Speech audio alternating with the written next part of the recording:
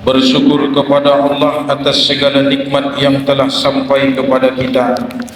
Juga bersolawat kepada Rasulullah. Tuntunan dan dakwahnya telah disampaikan oleh para ulama, ustaz dan juga muallim kita, sehingga jadilah kita orang berislam dan beriman. Malam ini, sebelum kita melaksanakan qiyam Ramadan, mari kita dengarkan firman Allah Subhanahu wa taala, juga tuntunan Rasulullah dalam sabdanya yang terkait firman Allah pada surah yang ke-98 Al-Bayyinah. Bapak Ibu sekalian, hadirin jamaah Masjid Taqwa yang dirahmati Allah. Dulu sebelum Nabi Muhammad ditunjuk menjadi nabi dan rasul, orang-orang di sekitaran Makkah atau orang-orang di zaman jahiliyah dulu sering bersumpah demi nabi dan rasul yang akan diutus di akhir zaman.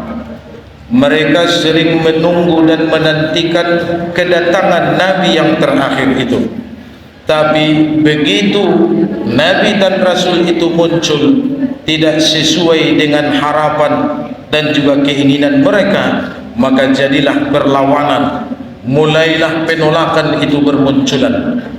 Inilah yang Allah maksudkan juga disambung pada ayat berikutnya, wa ma tafarraqal ladzina utul kitaba illa min ba'di ma ja'atuhumul bayyinah.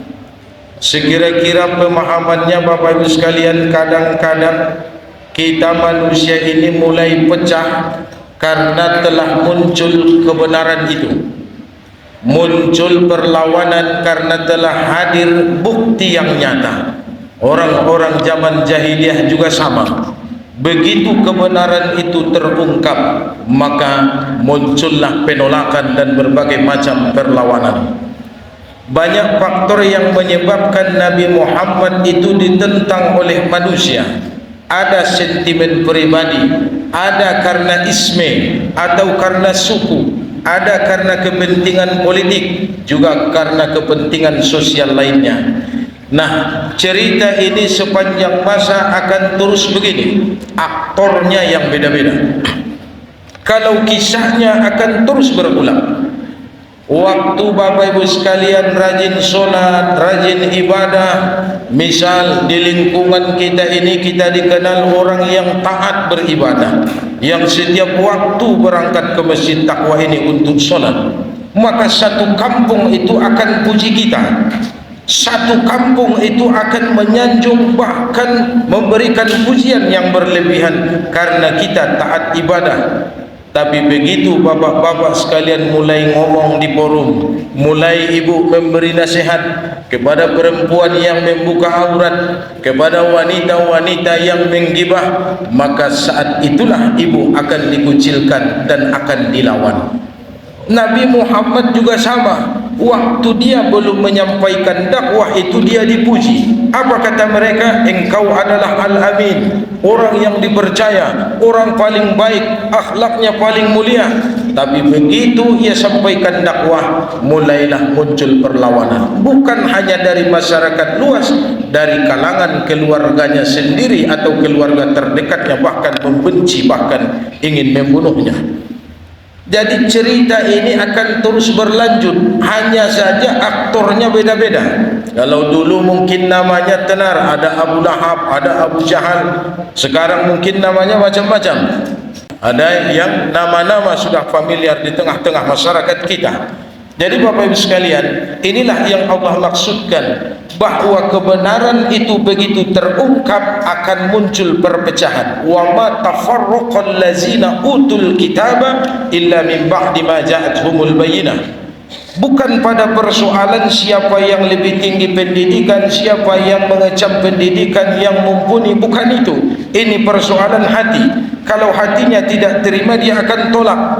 Kalau cerita pendidikan, Abu Jahal, gelar dan nama dia dulu namanya Abul Hakam. Seisi kota Makkah menghadapi persoalan, dihadapkan ke hadapan Abul Hakam, dia akan tuntaskan seadil-adilnya. maka namanya adalah bapa yang paling bijak di antara para tokoh-tokoh Quraisy. Bahasa Arabnya Abul Hakam. Bukan persoalan dia ini kurang pendidikan. Abu Jahal adalah orang yang sangat bijak, sangat arif dalam memutus berbagai persoalan. Tapi begitu nama Muhammad itu muncul sebagai Nabi dan Rasul, jadi dia berubah menjadi nama Abu Jahal, bapa yang paling bodoh dan goblok. Jadi ini bukan persoalan taraf sosial, bukan masalah pendidikan, ini persoalan iman. Kadang-kadang yang rendah pendidikannya lebih mudah menerima kenyataan bahwa yang benar itu benar, yang salah tetap salah.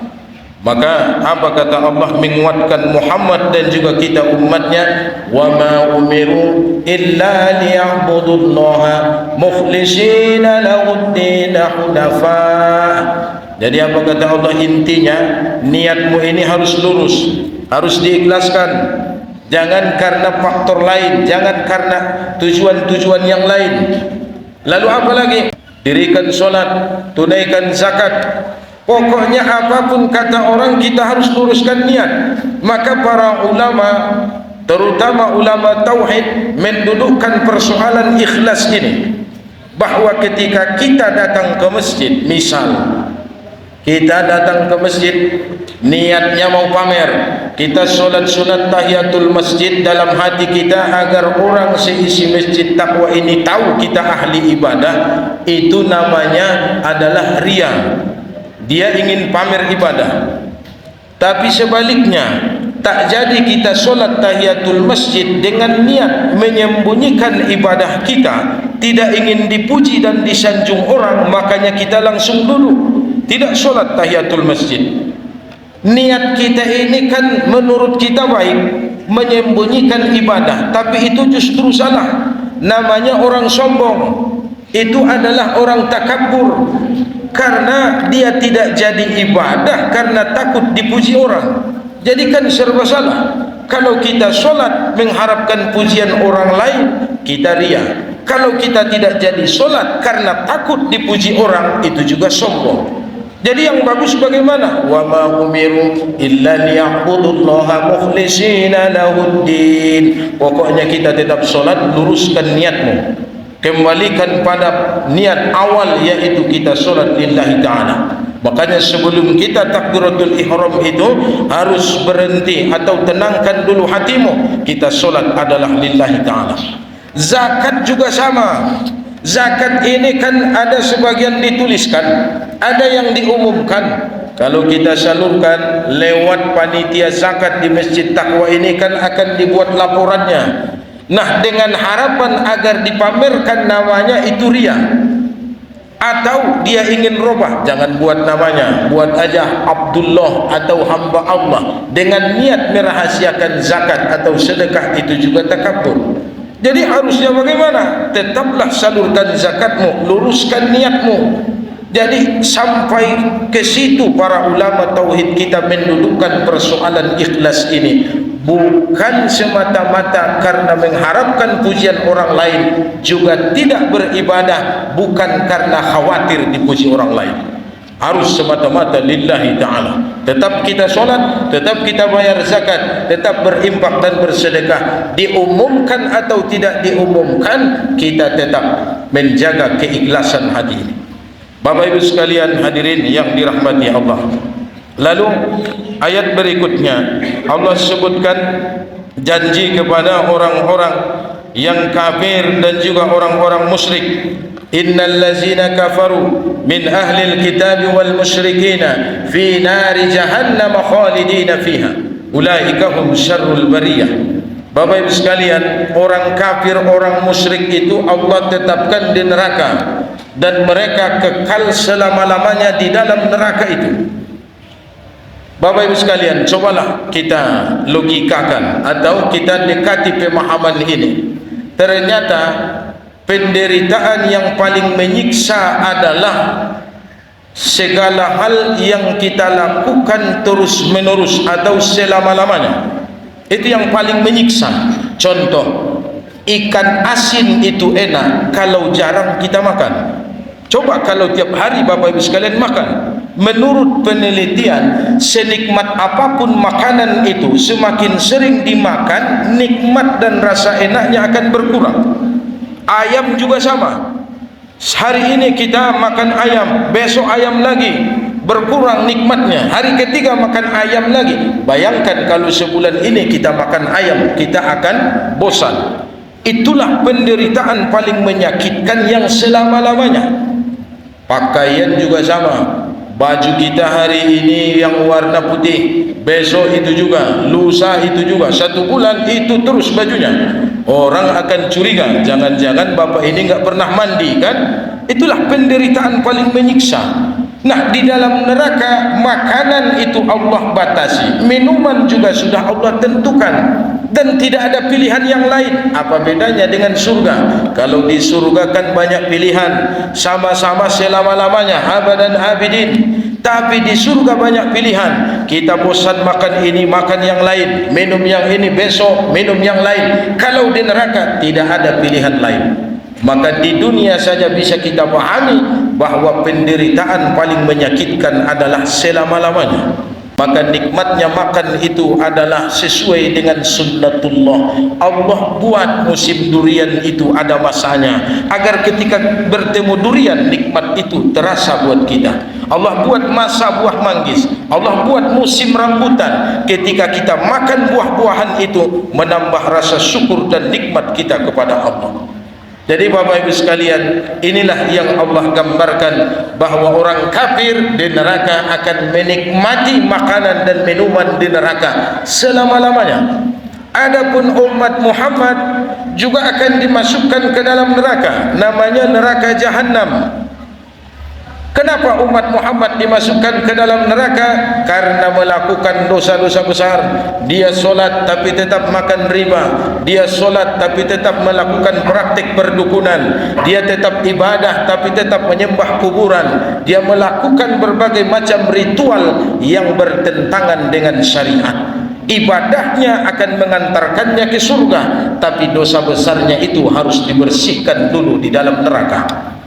Maka Jahannam ini sudah mendingan Allah letakkan di tingkatan yang ketujuh. Itulah neraka paling ringan yang diperuntukkan buat umat Muhammad. Sebab itulah kita diajarkan untuk memohon setiap selesai tahiyat akhir sebelum salam, Allahumma inni a'udzubika min azabi jahannam wa min azabil qabri wa min fitnatil mahya wal mamat wa min syarri fitnatil masihid dajjal. Dan Muhammadiyah juga telah menguatkan hadis ini, dimasukkan dalam himpunan putusan tarjih yang harus kita baca setelah tahiyat akhir sebelum kita mengucapkan salam. 4 hal ini harus kita mohonkan kepada Allah. Padahal kan kita solat, di akhir solat kita bermohon, Allahumma inni a'udzubika min azabi jahannam. Ya Allah, aku berlindung kepadamu dari azab jahannam. Bukankah orang yang solat itu akan dijauhkan dari jahannam? Memang. Tapi di sisi lain mungkin banyak dosa dan maksiat, atau sebagai anak mungkin kita kurang berbakti kepada kedua orang tua, itu adalah dosa besar. Atau di lain waktu kita mungkin melakukan maksiat dan dosa yang mengakibatkan ibadah kita yang lain ini tidak bisa mengimbangi. Namun Bapak Ibu sekalian, ada kemuliaan. Sekali dalam setahun Allah berikan bonus itu, menggugurkan dosa-dosa di masa yang lampau itu, cukup datang tiap malam di bulan Ramadan. Beruntunglah Bapak Ibu sekalian, di akhir-akhir Ramadan ini masih bertahan kita. 3 sop, perempuan 3 sop, 4 sop. Masjid lain, musola tempat lain mungkin sudah sepi. Itu membuktikan Allah memang ingin memaafkan dosa kesalahanmu di masa lalu. Yang jadi persoalan setelah Ramadan ini berakhir, akankah kita bisa mempertahankan kebersihan ini? Maka ayat berikutnya apa kata Allah? Innal ladzina amanu wa 'amilus solihati ulaika hum khairul bariyah.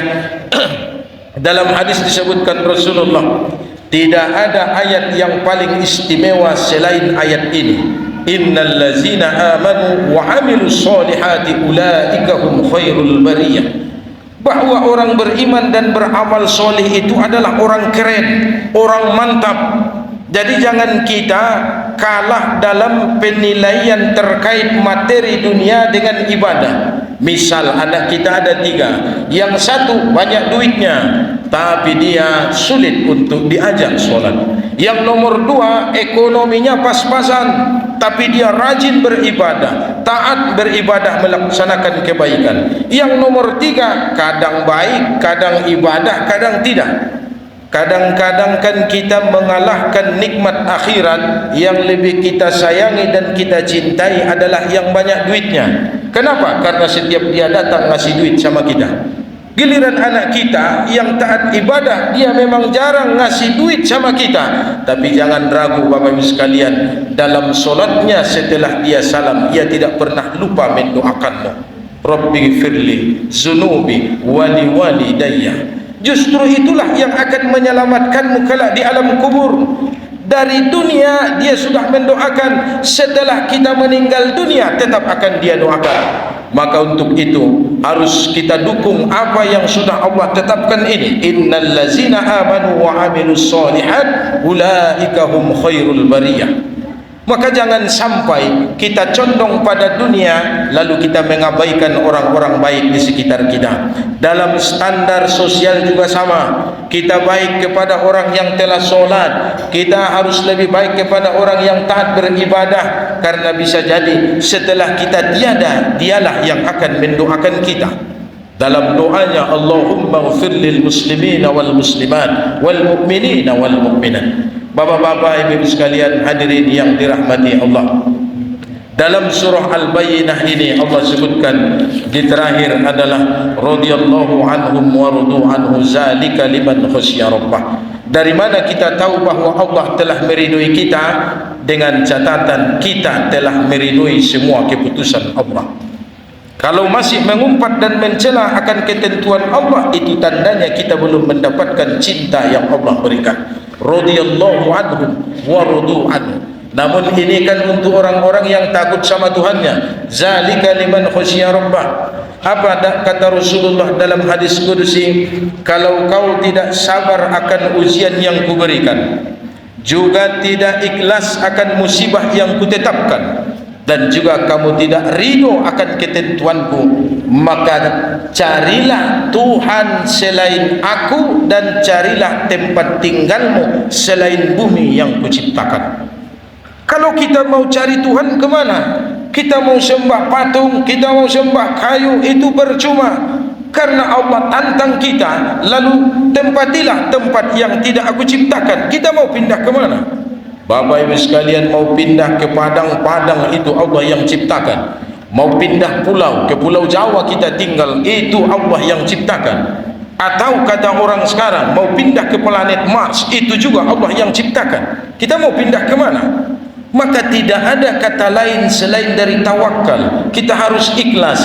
Namun yang bisa menerima ini, kata Allah, zalika liman khasya rabbah. Mudah-mudahan Bapak Ibu sekalian, berakhirnya Ramadan ini akan memperkuat rasa takut kita, takwa kita kepada Allah. Semakin taat kita beribadah, sehingga apapun keputusan Allah kita ikhlas menerimanya. Apapun musibah yang Ia berikan, kita sabar dan kita berharap diberikan kesabaran. Dan juga ketentuan Allah itu kita terima dengan lapang dada, sembari tetap menyerahkan semua persoalan itu kepada Allah Subhanahu wa taala.